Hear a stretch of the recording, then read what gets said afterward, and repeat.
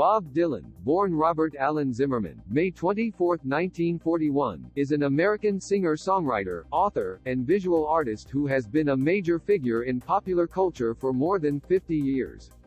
Much of his most celebrated work dates from the 1960s, when songs such as Blowin' in the Wind, 1963, and The Times They Are a-Changin, 1964, became anthems for the civil rights and anti-war movements. His lyrics during this period incorporated a range of political, social, philosophical, and literary influences, defied pop music conventions and appealed to the burgeoning counterculture.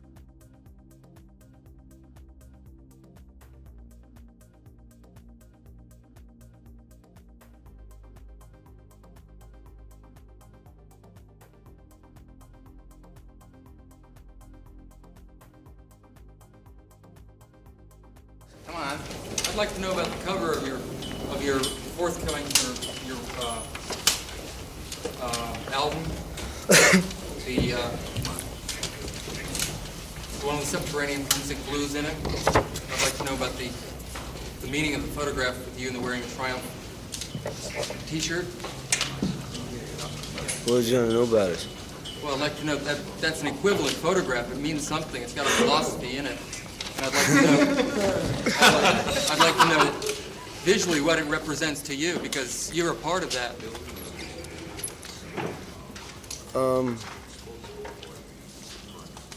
I haven't really looked at it that much. I've thought about it a great deal. It was just taken one day when I was sitting on the steps, you know. I don't really remember very too much about it.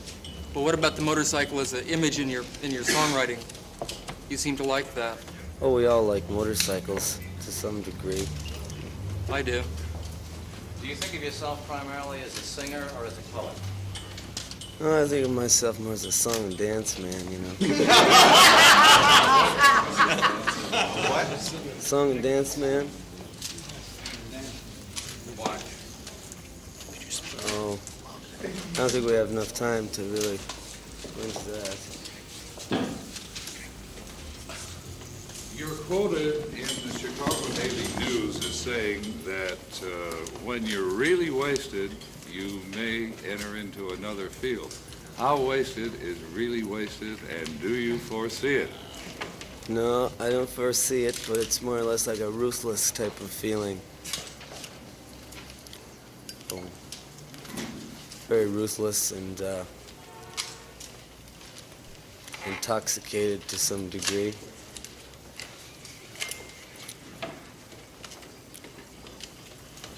The criticism that you've received for more or less leaving folk music for folk rock hasn't seemed to bother you very much. Do you think you'll stick with folk rock, or are you going on into more writing? I don't play folk rock. What would you call your music? I would call it,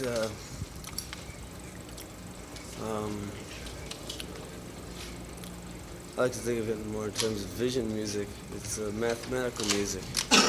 Would you say that the words were more important than the music? The words are just as important as the music. There'd be no music without the words. Which do you do first, ordinarily? The words. Do you think there will ever be a time when you will paint or sculpt? Oh, yes. Oh, sure. Do you think there'll ever be a time when you'll be hung as a thief?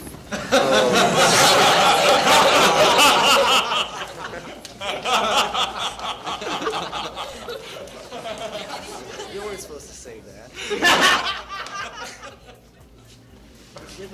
Let me have a match. Thanks. Bob, you said when you always do your words first and you think of it as music. When you do the words, can you hear it? Can I hear can you sort of hear what music you want with when you do your words? Oh, yes. Yeah. Do you hear any music before you have words? Do you have any songs that you don't have words to yet? Sometimes on very gentle instruments, not on the guitar though. Maybe something like the harpsichord or the harmonica or auto harp. I might hear some kind of melody or tune, which I would know the words to put to. You'd say that. Yes, not with the guitar though. The guitar is too hard an instrument.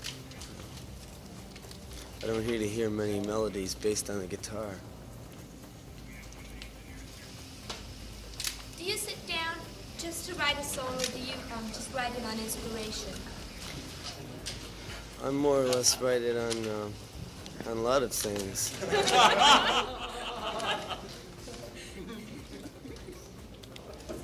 What poets do you dig? Oh.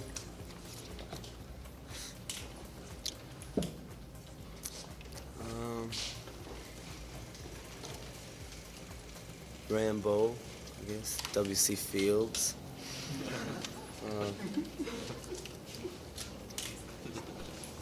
The family, you know, the trapeze family in the circus.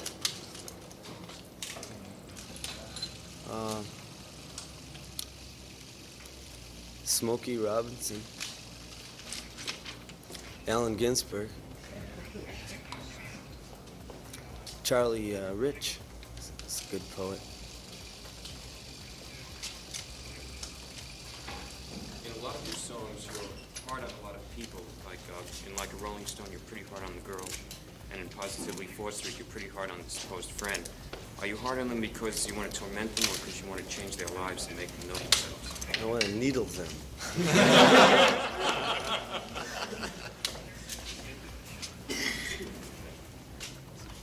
Do you still sing your older songs? No. I just saw a songbook last night. I don't really see too many of those things, but there's a lot of songs in those books I haven't even recorded, you know. I've just written down, you know, and put little tunes to, and they've published them. I haven't sung them though. A lot of the songs I just don't even know anymore, even the ones I did sing. There doesn't seem to be enough time, you know. Did you change your program when you went to England? No, I finished it there. That was the end of my older program. I didn't change it. It was developed, and by the time we got there, it was more or less. I knew what was going to happen all the time, you know. I knew how many encores there was, you know, which songs they were going to clap the loudest, and all those kind of things. On a concert tour like this, do you do the same program night after night? Oh, sometimes it's different. I think we'll do the same one here in this area, though. Did you in England do any of the songs like Subterranean? No, I didn't work with the band there. Will you be working with the band here? Oh, yeah. Thank you very much.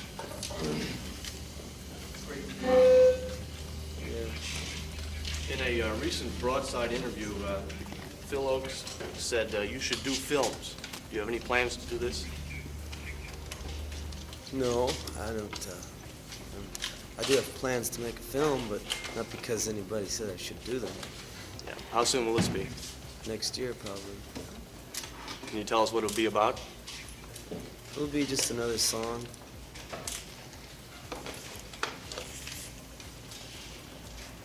You dig flicks. Who are the people making films that you dig particularly? Truffaut. I really can't think of any more people. Italian movie directors, you know, but not too many people in England or the United States, which I can really think that I would dig.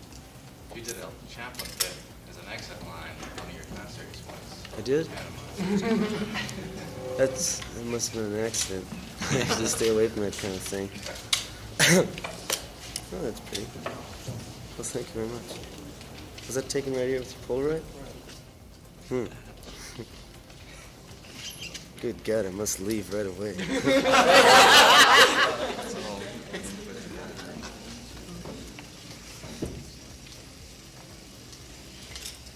What do you think of people that analyze your songs? Do they usually end up with the same meaning that you wrote, or? I welcome them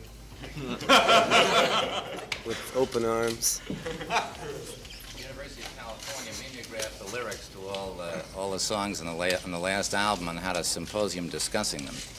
Do you welcome that? Oh, sure. I'm just kind of sad I'm not around to be a part of it, but It would have been pretty nice. wild if you had done it. Yeah.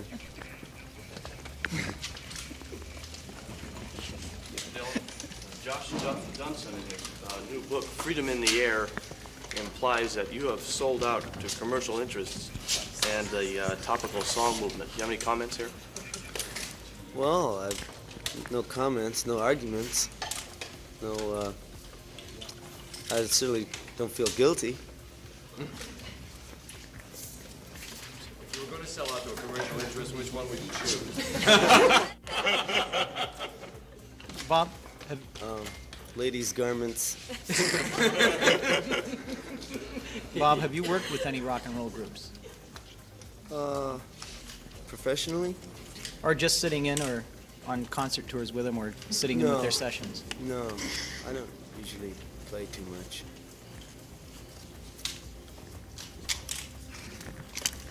Do you listen to other people's recordings of your songs? Sometimes. A few of them I've heard. I don't really make it I don't really come across it that much, though. Is it a strange experience? No. It's like more or less like a heavenly kind of thing. What do you think of Joan Baez's interpretations of your earlier songs? You mean the one I haven't heard her latest album, or the one before that. I heard one, she does them all right, I think. What about Dawn? Colors? What do I think of Donovan Colors? Yeah. Do you think he's a good poet of love ballads? No. He's a nice guy, though. I'm shattered. Huh? I'm shattered. Oh, you needn't be. Are there any young folk singers or rock groups that you would recommend for us to hear? I'm glad you asked that. Oh, yeah, there's the Sir Douglas Quintet. I think are probably the best that are going to have a chance of reaching commercial airwaves. They already have with a couple songs. What about Paul Butterfield's group? They're good. Mr. Dillon, you call yourself a completely disconnected person. Would you like to No, elaborate? I didn't call myself that. They should have drove those words in my mouth. I saw that in the paper. How would you describe yourself? What is it that you have you analyzed as to why you appeal to people? I certainly haven't. No. Mr. Dillon, I know you dislike labels, and probably rightly so, but for those of us who are well over 30, could you label yourself and perhaps tell us what your role is? Well, sort of label myself as well under 30. And my role is to, to just stay here as long as I can. Mr. Dillon, that you share Phil Oak's concern that he expressed in a recent broadside having to do with the fact that, well, he feels that it becomes increasingly dangerous for you to... You can't hear? No. Phil Oakes wrote something in a recent broadside magazine to the effect that you have twisted so many people's wigs that he feels that it becomes increasingly dangerous for you to perform in public before an audience. Well, that's the way it goes, I can't apologize, certainly. Did you envision a time when you would give 5 concerts in one area like this within 10 days? No. No, this is all very new to me. If you were draftable at present, do you have any feelings of what your actions might be? No. I probably just do what had to be done. What would that be? Well, I don't know. I never really speak in terms of what if, so I don't really know. You're considered by many people to be symbolic of the protest movement in the country for the young people. Are you going to participate in the Vietnam Day Committee demonstration in front of the Fairmont Hotel tonight? I'll be busy tonight.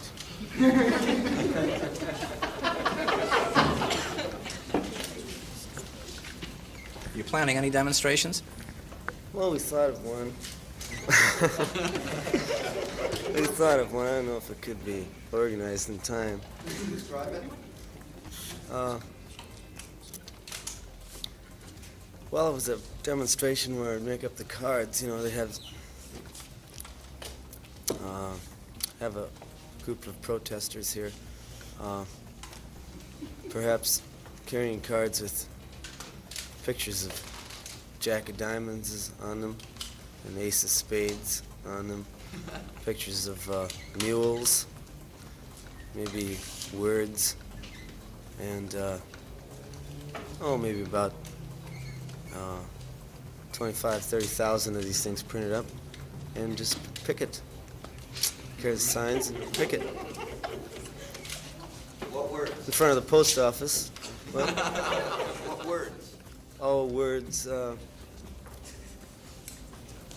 Camera. Microphone. Loose. Just words. Do you consider Names yourself of some famous people. Huh? I'm sorry. Oh, do you consider yourself a politician? Do I consider myself a politician? Well, I guess so. I have my own party, though.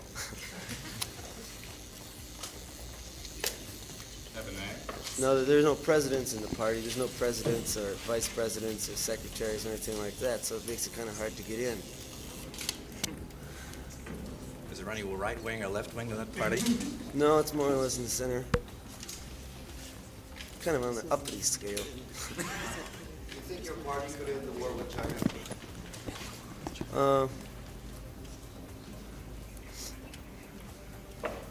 I don't know. I don't know if they have any people over there that would be in the same kind of party, you know. So it might be kind of hard to infiltrate. I don't think my party would ever be approved by the White House or anything like that. Anyone else in your party? Anyone else in this party? No, most of us don't even know each other, you know. It's hard to tell who's in it, who's not in it. Do you recognize them when you see them? White House. Oh, you can recognize the people when you see them.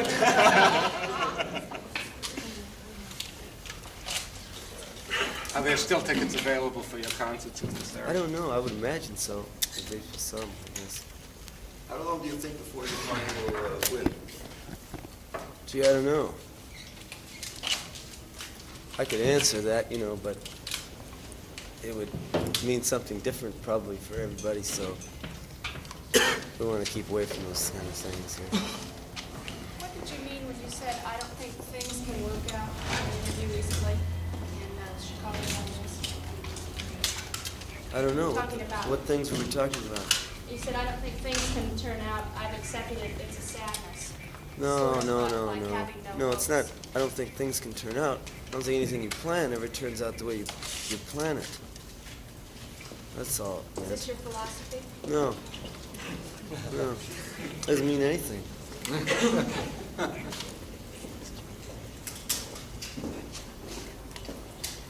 you think that it's fun to put on an audience? I don't know. I've never done it. I wrote a song called Baby You've Been On My Mind. Yeah. You didn't record it, right? No. Do you sing it in concert? Have you? No, I haven't. No, I haven't. No. Are the concerts fun still? Yeah. Concerts are much more fun than they used to be. Do you consider them more important than your albums, for instance? No. It's just a kick to do it now. The albums are the most important. Because they reach more people?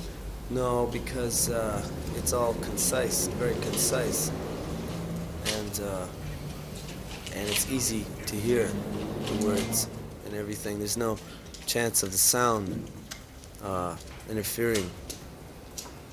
Whereas in the concerts, we've played some concerts where sometimes they have very bad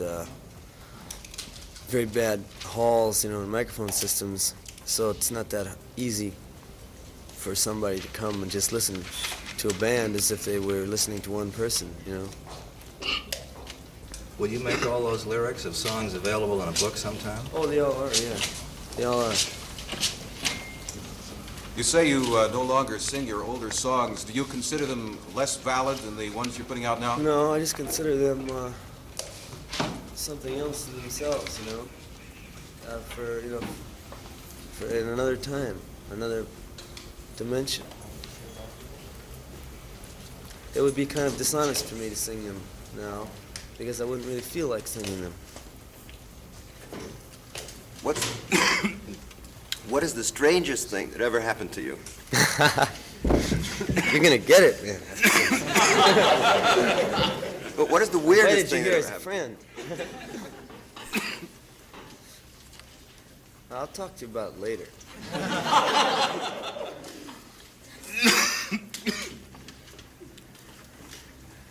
I wouldn't do that to you. What areas in music that you haven't gotten into do you hope to get into?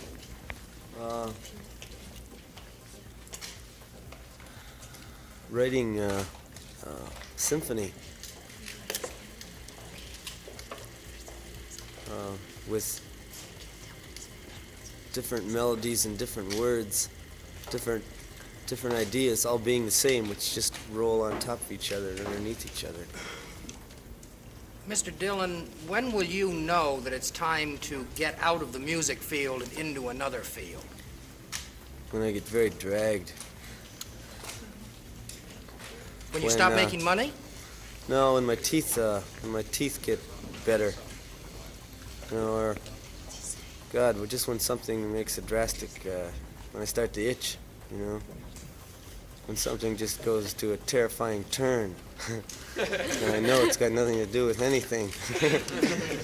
And it's time to leave. You say you're going to write symphonies. Yes. Is this in terms that we think of symphony, not classical? I'm not sure.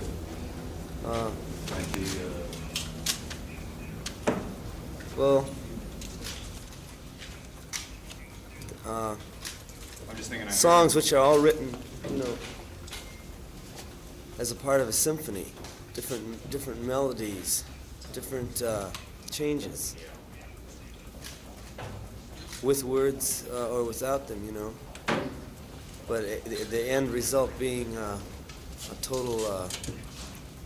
They say my songs are long now, Well, sometime it's just bound to come up with one. It's going to be, one whole album consisting of one song. I don't know who's going to buy it. That might be the time to leave. What's the longest song you've recorded? I don't know. I don't really check those things. They just turn out long. I guess I've recorded one about 11, 12 minutes long. Hollis Brown was pretty long on my second record. And With God on Your Side was kind of long. But none of them are, I don't think there was as much into anything as Desolation Row was, and that was long too. Songs shouldn't seem long, it just so happens that it looks that way on paper. That's all. The length of it doesn't really have anything to do with it. Doesn't this give you a problem issuing writers? No, they're just ready to do anything that I put down now, so they don't even care. But what happens if they have to cut a song in half, like Subterranean Homesick Blues for They the single? didn't have to cut that in half. Oh, but they didn't have to, but they did. No, they didn't. No. They're You're the talking same. about like a Rolling Stone. Oh, yeah. Oh, they cut it in half for the disc jockeys. Well, you see, that song, it didn't matter for the disc jockeys if they had it cut in half, because the other side was just a continuation on the other side, and if anybody was interested, they could just turn it over and listen to what really happens, But we just made a song the other day which came out 10 minutes long, and I thought of releasing it as a single, but there was just they would have easily released it and cut it up, but it wouldn't have worked that way. So we're not going to turn it out as a single. It's called Freeze Out. You'll hear it on the next album. Of all the people who record your compositions, who do you feel does most justice to what you're trying to say? I think Manfred Mann.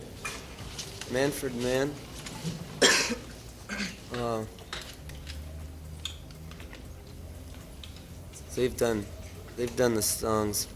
They've done about 3 or 4, and each one of them has been right in context of what the song was all about.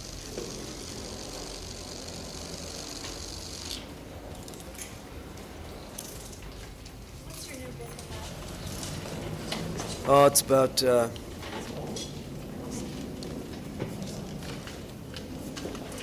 just about all kinds of different things.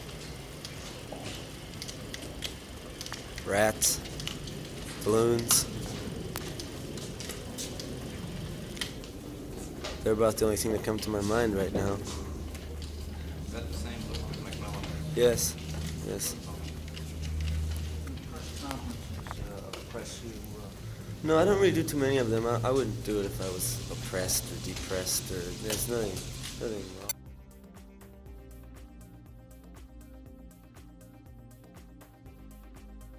The sale of Dylan's extensive archive of about 6,000 items of memorabilia to the George Kaiser Family Foundation and the University of Tulsa was announced on March 2, 2016.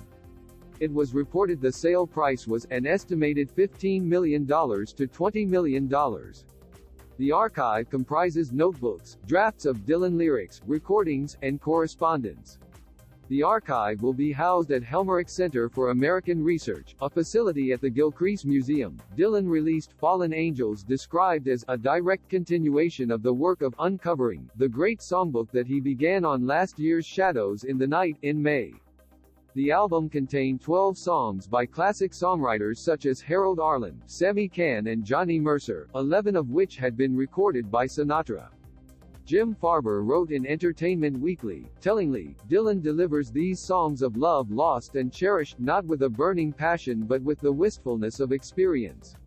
They're memory songs now, intoned with a present sense of commitment.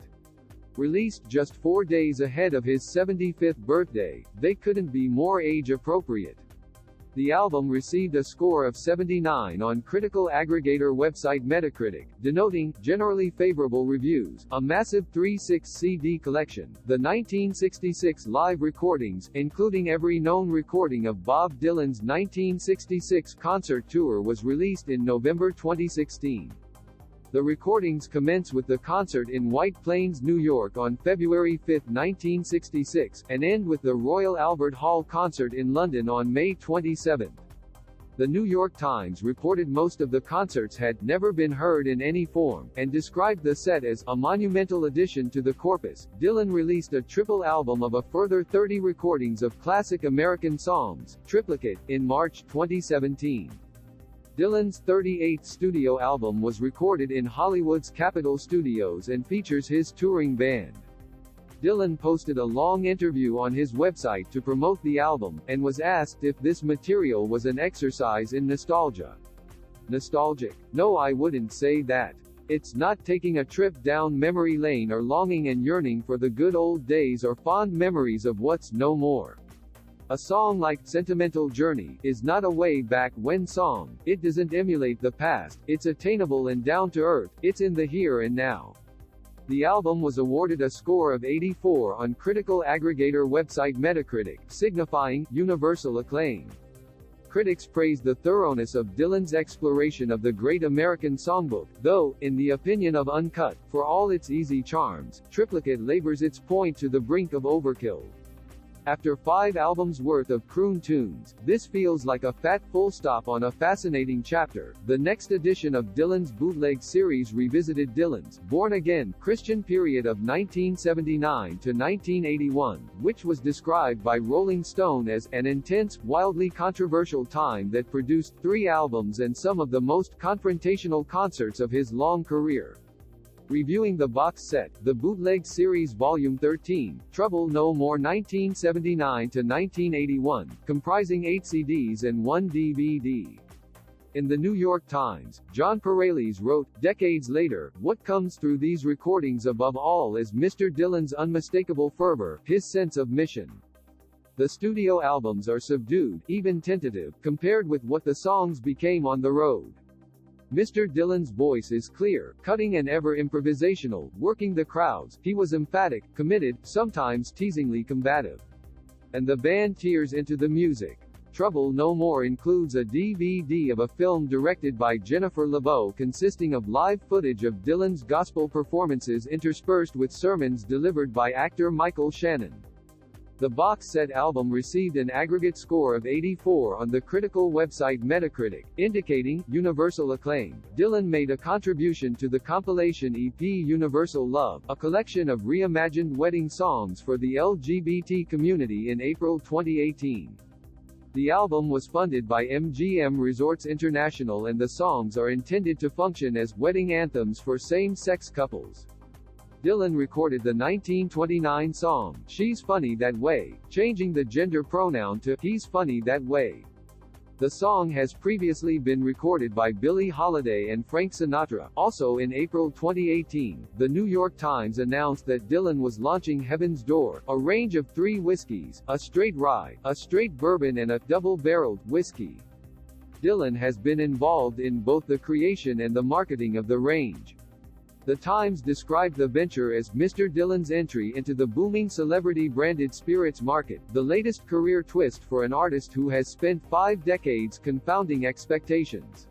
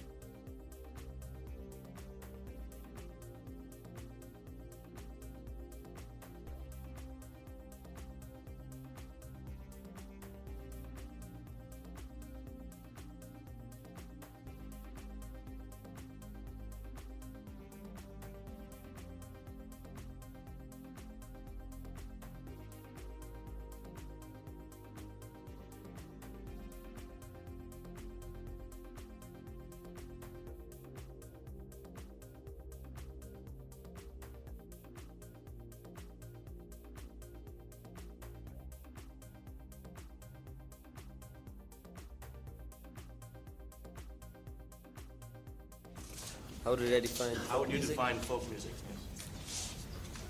As a constitutional replay of mass production. Do you call your songs folk songs? No. Are protest songs folk songs? I guess if they're a constitutional replay of mass production. Do you prefer songs with a subtle or obvious message? With a what? A subtle or obvious message. I don't really prefer those kind of songs at all. A message, you mean like, what song with a message? Well, like Eve of Destruction and things like that. Do I prefer that to what? I don't know, but your songs are supposed to have a subtle message. Subtle message? Well, they're supposed to. Where'd you hear that? In a movie magazine. Oh, my God.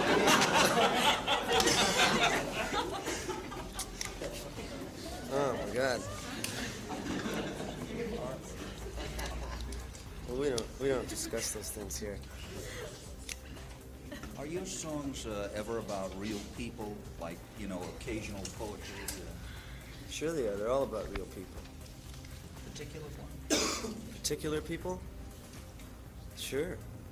I'm sure you've seen all the people in my songs at one time or another. Who's Mr. Jones? Mr. Jones, I'm not going to tell you his first name. I get sued. What does he do for a living? He's a pin boy.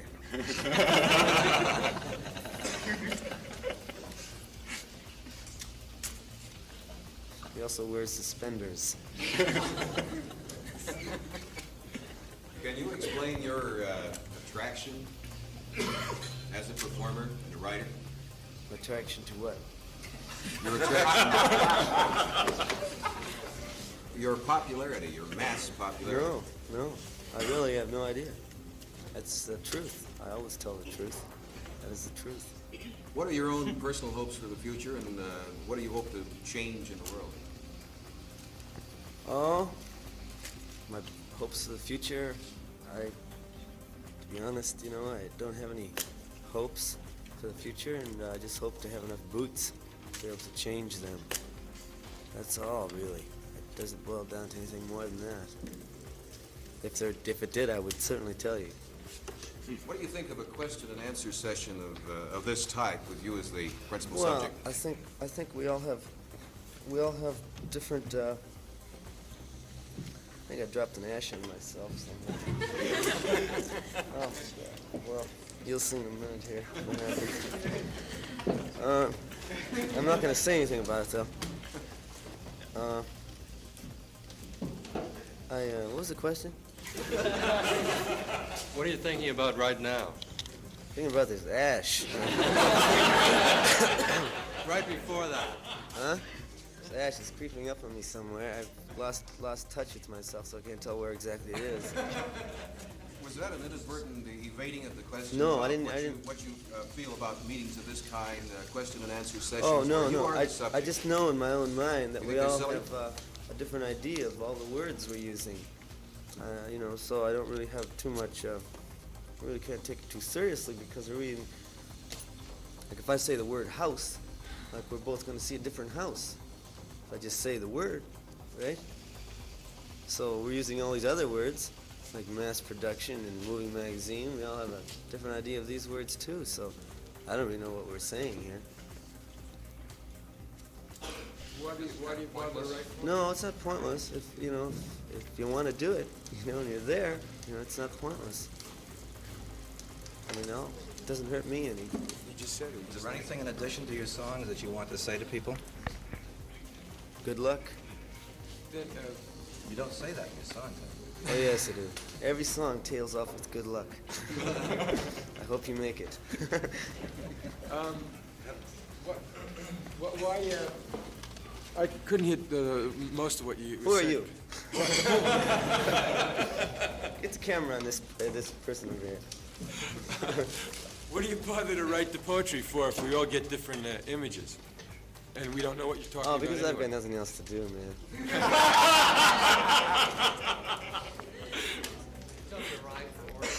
Huh? A rhyme for orange. I didn't hear that. A rhyme for orange. A rhyme for orange? Just a rhyme for orange? Is it true that you were censored from singing on the Ed Sullivan Show because they wouldn't let I'll you play sing the what you rhyme in a wanted to? minute. What? Did they censor you from singing what you wanted to on the Ed Sullivan Show? Yes. It was a long time ago. What did you want to sing? I don't know. It was some song which I wanted to sing, and they said I could sing. It's more to it than just censorship there. They actually said I could sing the song, but when we went through the rehearsal of it, guy came back afterwards and says that I said I have to change it. And he said, can't you sing some folk song like the Clancy brothers do? And I didn't know any of their songs, and so I couldn't be on the program. That's what it came down to. Have you found that the texts of the interviews with you, which have been published, are accurate to the actual conversations? No, that's another reason for I don't really give press interviews or anything, because, you know, I mean, even if you do something, there are a lot of people here so they know what's going on, but like if you just do it with one guy or a few guys, they just take it all out of context, you know? They just take it, split it up in the middle, or just take what they want to use, and they ask you a question and you answer it, and then it comes out in print that they just substitute another question for your answer. That makes you just sound like the way it's not really truthful, you know, to do that kind of thing, so I just don't do it. That's just a press problem there. You think the entire text of your news conference today should be printed in the paper? Oh, no, nothing like that. Nothing like that, but this is just for the interviews. You know, when they do want interviews in places like Omaha or in Cincinnati, man, you know, I don't do it, and then they write bad things. Well, isn't this partly because you're often inaudible, like for most of this dialogue or monologue, you have been inaudible, and now when you're touched personally by the misquotation, your voice rises, and we can hear you. Yeah, well, I just realized that maybe the people in the back there can't hear me, that's all. I was going to ask you whether you're, you know, in your songs you sing out. Yes, I do. And whether in your conversation well, the songs are what I do. cultivate- You see, the songs, though, is what I do. Yeah. Is write the songs and sing them, and perform them. That's what I do. The performing part of it could end, but like I'm going to be writing these songs and singing them on records for, and I see no end right now. That's what I do. Anything else just interferes with it. I mean, anything else trying to get on top of it, making something out of it, which it isn't, it just brings me down, and it's just makes it seem all very cheap. Well, it made me feel like you were almost doing a kind of penance of silence here. No. For the first I'm not one of part, those no? kind of people at all. You don't need silence. No silence. It's always silent where I am. Mr. Dillon, when you're on a concert tour, how many people travel in your party? Do you travel alone, or do you have We travel with about 12 people now. Do the number of people seem to go with the amount of money you're making? I didn't hear that? The number of people seem to increase as you make more money. Yes, of course. Is that known as Dylan's Why do you Law? need so many people when you travel on Well, this we have the concert? band. We have 5 in the group, and we need other things. We have to. It's a lot of electronic equipment now, a lot of different things which have to be taken care of. So we need a lot of people. We have 3 road managers and things like that. We don't make any big public presentations though. Like we never come into town in the limousines or anything like that. We just go from place to place, you know, and do the shows. That's all. You fly in your own plane? Do you have a private plane? Yes. What? You have to get in a certain type of mood to write your music. Yeah, I guess so. A certain type of mood, if you want to call it that. Do you find that you're perhaps more creative at a certain time of the day? Yes, I feel that way. Like a night writer? I wouldn't say night has anything to do with it. Have you ever sung with the Beatles? No. Well, I think we may have messed around in London, but no, I don't think anything serious. Were you ever to play a dance? Huh? Were you ever to play for people to dance? No. It's not that kind of music. Well, what can I say? You must know more about the music than I do. How long have you been playing it? Do you find that when you're writing, yes. Do you find that when you're writing that you sort of free associate often? You just let your No, mind it's all very clear and simple to me. These songs aren't complicated to me at all. I know what they all are all about. There's nothing hard to figure out for me. I wouldn't write anything I can't really see.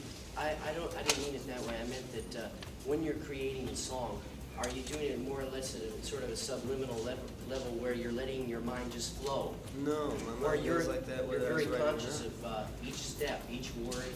No, that's the difference in the songs I write now in the past year or so.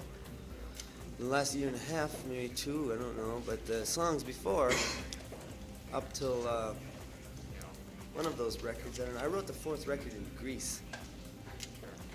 I was thinking So there of was a that change one, there. But the records before that, I used to know what I wanted to say before I used to write the song, you see. All the stuff which I had written before, which wasn't song, which is on a piece of toilet paper when it comes out like that, that's kind of stuff I never would sing because people would you know, I know people just would not be ready for it. But I just went through that other thing of writing songs, so, and I couldn't write like it anymore. It was just too easy, and it wasn't really right. I would start out, I would know what I wanted to say before I wrote the song, and I would say it, you know. And it never really would come out exactly the way I thought it would, but it came out, you know, it touched it, you know. But now, I just write a song, you know, like I know that it's just going to be all right, you know. And I don't really know exactly what it's all about, but I do know the minute and the layers of what it's all about. What do you think about your song, It's All Right, Ma, I'm Only Bleeding? That happens to be my favorite one. God bless you, son. No. I haven't heard it for a long time. I couldn't even sing it for you, probably. How long does it take you to write? It's usually not too long time, really. I might write all night and get one song out of a lot of different things I write. How many have I written? I guess, well, there's one publisher that's got about 100. I've written about 50 others, I guess. I got about 150 songs I've written. Well, no, no. Some of the scraps haven't been published.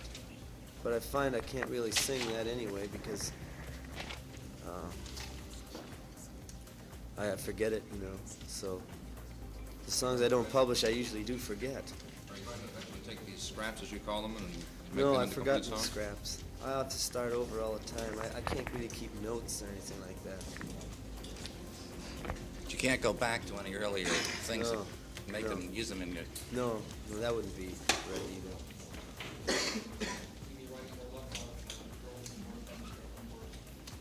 Yeah, if it happens, you know. That was a very, are you the same cat that was sitting over there?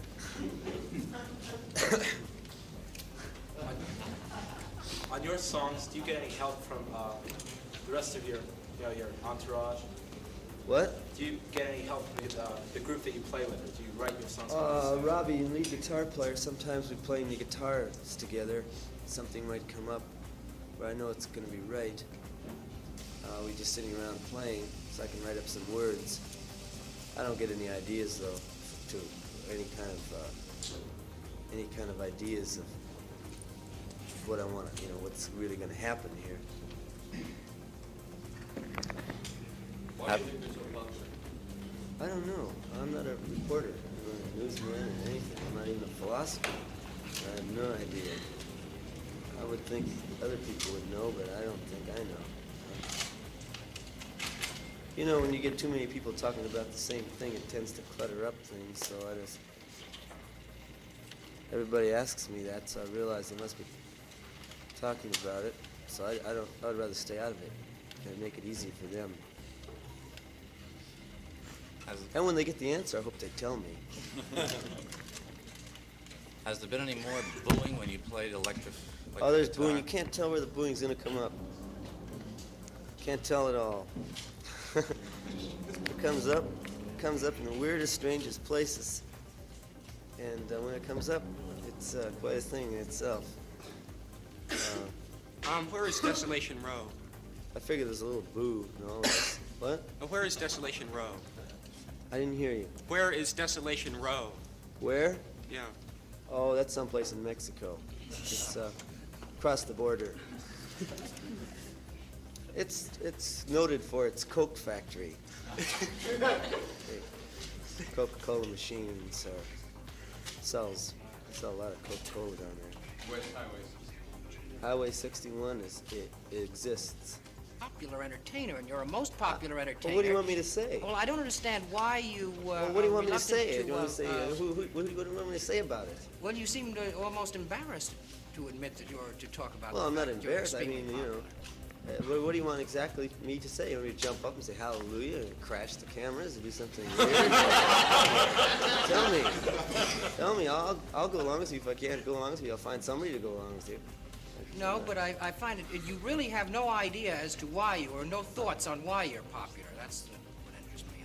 I just haven't really struggled for that.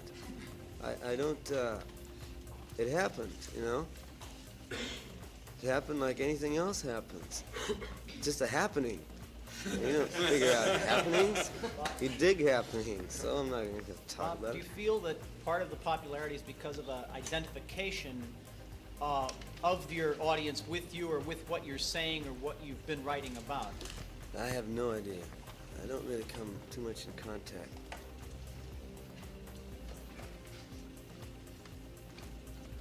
Does it make life more difficult? No, it certainly doesn't. Were you surprised the first time the blues came? Yeah, that was at Newport. Well, I did this very crazy thing. So, you know, I mean, I didn't really know what was going to happen. But they certainly booed, I'll tell you that. You could hear it all over the place. I don't know who they were, though. And I'm certainly whoever it was,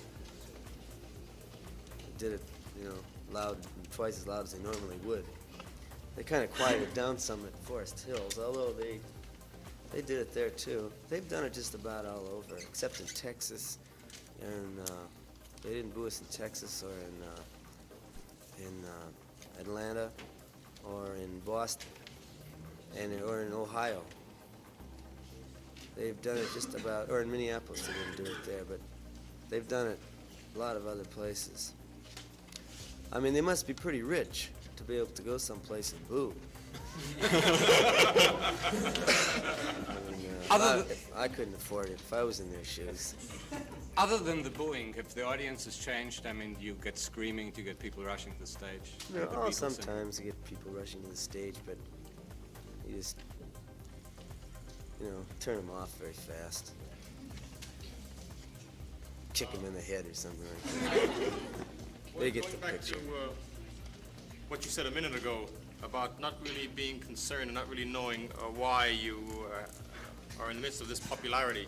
That's in direct opposition to what most people who reach this level of popularity say. And I am Well, popular you see, because a lot they of feel people, with me, so- people start out and they try to be stars. I would imagine, like, however they have to be stars. I mean, I know a lot of those people, you know, and they start out and they go into show business for many, many reasons to be seen, you know. I started out, you know, like had nothing to do with it when I started. I started from New York City, you know, and there just wasn't any of that around. It just happened, you know. So Don't misunderstand me. I agree with your right not to have to care.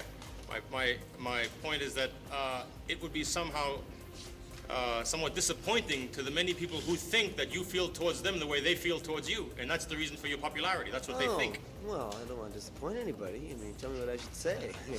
Good. With you. Huh? Fine. You know, I'll certainly go along with anything, but it's I really don't have much of an idea. You have a poster there. Does that denote Yes, your- this poster somebody gave to me. It looked I pretty did. good. Jefferson Airplane, John Handy Quintet, and Sam Thomas, and Mystery Trend, and the Great Society are all playing at Fillmore Auditorium Friday, December 10th, and I would like to go if I could. But unfortunately, I won't be here, I don't think, but if I was here, I certainly would be there. Do you tour in the South? Yeah. What's more important to you, the way that your music and words sound, or the content, the message of the work?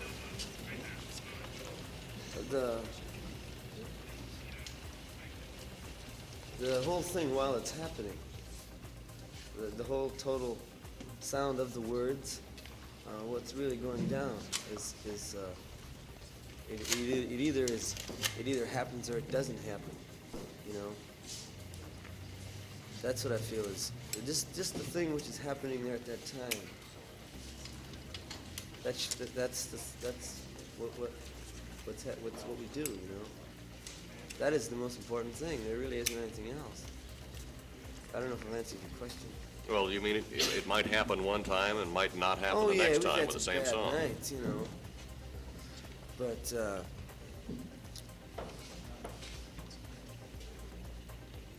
well, we always take good cuts for the record.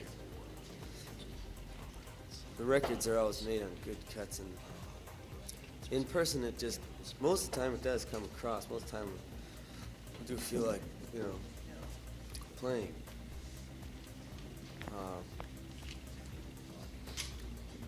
That's important to me.